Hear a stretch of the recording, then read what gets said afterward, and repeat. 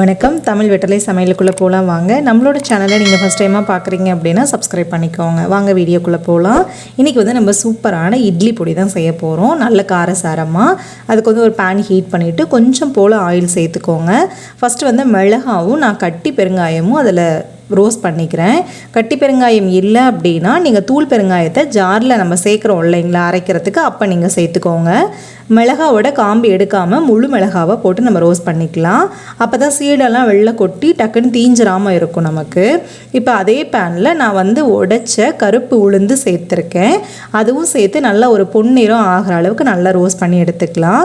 கருப்பு உளுந்து நம்ம உடம்புக்கு ரொம்பவே நல்லது. ஸோ அதனால் இந்த மாதிரி பொடி வகைகள் நம்ம செய்யல இதை சேர்த்தி பண்ணையில் ரொம்பவே சூப்பராக இருக்கும்.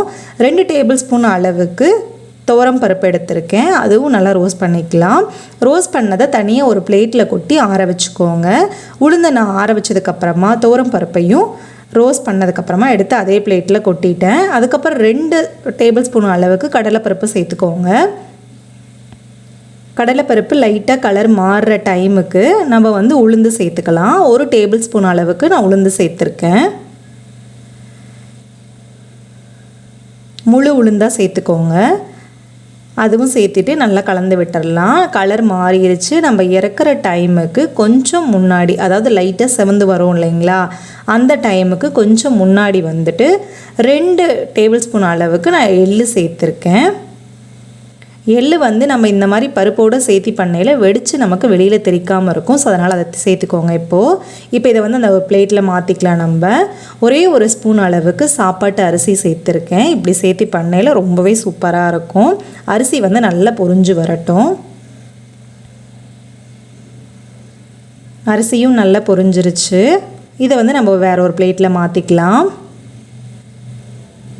அரிசி ரெடி ஆயிடுச்சு, மாற்றிக்கலாம். மாற்றினதுக்கப்புறமா மிளகு 1/2 டீஸ்பூன் அளவுக்கு, ஜீரகம் 1/2 டீஸ்பூன் அளவுக்கு சேர்த்துருக்கேன். ஒரு 10லேருந்து 12 போல் வேர்க்கடலை சேர்த்துருக்கேன். பச்சை வேர்க்கடலை வறுத்துட்டு சேர்த்துக்கோங்க.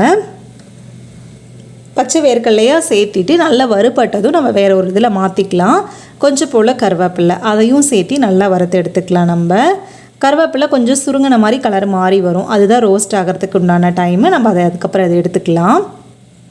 எடுத்துகிட்டு அதுக்கப்புறமா உப்பு, இதுக்கு தேவையான அளவு உப்பு. ஜஸ்ட்டு உப்பில் கொஞ்சம் ஈரப்பதம் இருக்கும். அது ட்ரை ஆகிறதுக்காக தான் நம்ம இப்படி ரோஸ்ட் பண்ணுறோம். இதெல்லாத்தையும் பிளேட்டில் சேர்த்தாச்சு. சேர்த்ததுக்கப்புறமா மிளகாவோட காம்பை எடுத்துகிட்டு நம்ம மிக்ஸி ஜாரில் சேர்த்துக்கலாம். ஃபஸ்ட்டே நான் காம்பை எடுத்துருந்தோம் அப்படின்னா விதையெல்லாம் கொட்டி தீஞ்சிரும். ஸோ அதுக்காக தான் நம்ம ஃபைனலாக அரைக்க போகிற டைமுக்கு நம்ம காம்பை எடுத்துகிட்டு நம்ம உள்ளே சேர்த்துக்கலாம். நான் 10 மிளகாய் போல் சேர்த்துருக்கேன். உங்கள் உரப்புக்கு தகுந்த மாதிரி நீங்கள் மிளகாய் சேர்த்துக்கோங்க. ஃபஸ்ட்டு மிளகாவும் பெருங்காயமும் ஒரு பல்ஸ் விட்டுக்கலாம். அதுக்கப்புறமா நம்ம வறுத்து வச்ச பொருட்களை நம்ம மிக்ஸி ஜாரில் சேர்த்துக்கலாம். சேர்த்ததுக்கப்புறமா நல்லா நைஸாக அரைச்சி எடுத்துக்கலாம். நம்ம நைஸாக மீன்ஸ் ரொம்ப நைஸாகவும் இல்லாமல் ரொம்ப கொரகொரப்பாகவும் இல்லாமல் இந்த மாதிரி இருந்தது அப்படின்னா தான் நம்ம இட்லிக்கோ தோசைக்கோ நம்ம எண்ணெயில் கலந்து அது தொட்டு சாப்பிடையில் வாயில் ஒரு மாதிரி நரநரப்பாக இருக்கும். அப்படி இருந்ததுன்னா அதை கடித்து சாப்பிடையில டேஸ்ட் ரொம்பவே சூப்பராக இருக்கும்.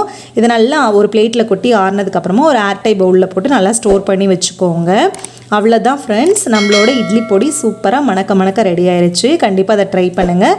எப்படி இருக்குன்னு சொல்லிட்டு கமெண்ட் பண்ணுங்கள். நம்மளோட சேனலை சப்ஸ்கிரைப் பண்ணிக்கோங்க. தேங்க்யூ.